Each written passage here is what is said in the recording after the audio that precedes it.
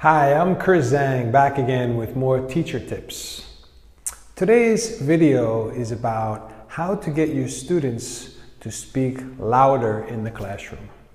What I've found in my classes and watching and training other teachers is that usually the volume or how loud the students speak is directly related to the position of the teacher.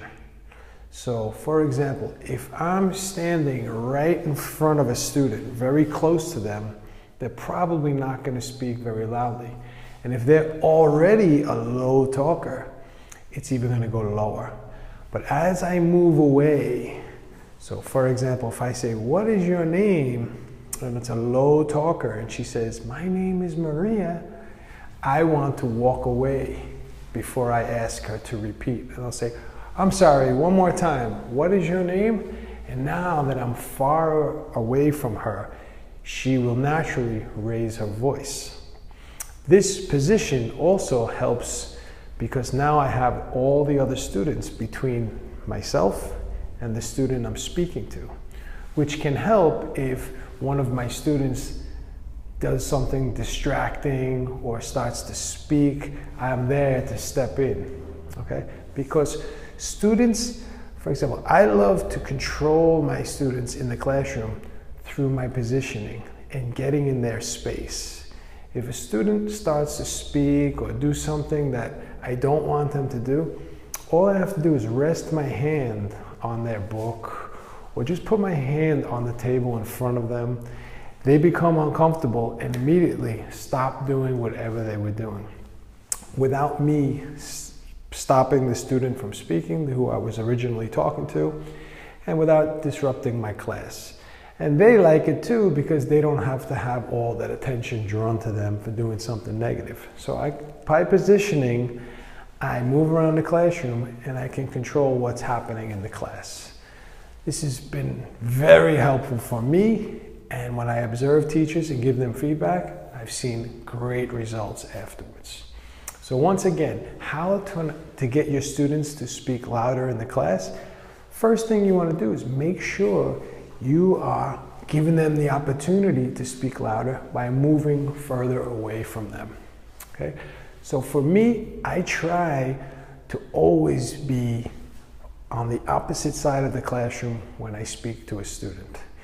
Even if sometimes I forget and I say, "What did you do last night, Maria?" immediately I can start to walk away. And even if she's a low talker, she will start to speak louder. Also, I like to have a ball with me at all times in my classroom. This is something I use for when I train teachers. For new teachers, if they get nervous, sometimes they forget what they're doing in the middle of a lesson, or they're transitioning from one activity to the next and they don't remember what they're supposed to do. We always have a ball ready so they can just throw the ball to a student and ask a very basic question. While this activity is going on, they have time to remember what the next thing they're going to do is, or the next activity, or what is the next transition. So I recommend, if you have a ball, make sure it's something that can't bounce around the room. This ball doesn't have a lot of air and it won't hurt if it hits someone in the head or in the face.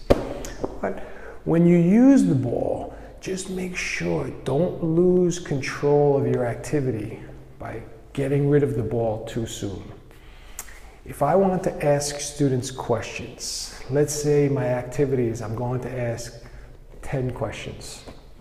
But if I throw the ball before I ask the question, I can lose all the other students.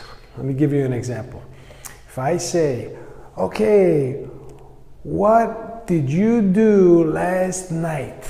and I still have the ball in my hand, all of my students right now are thinking about what they did last night, so they're ready to give me a response if the ball comes to them. But I've seen teachers throw the ball first and say, "Okay, Carlos," and now Carlos has the ball. All the other students have just relaxed and they might not even be listening to your question because they know they don't have to answer. So make sure, don't give up the control of the activity or the attention of the students by getting rid of the ball too soon. First ask the question, then throw the ball, okay? And make sure, once again, when you throw the ball, you're not standing with the student you just threw the ball to. Try to be in the opposite side of the room, and this will help you move around the room, and you will appear more confident and more control of the classroom, and you can get your students to speak louder. So, 2 tips. I hope this is helpful, and I'll see you in the next video. Good luck.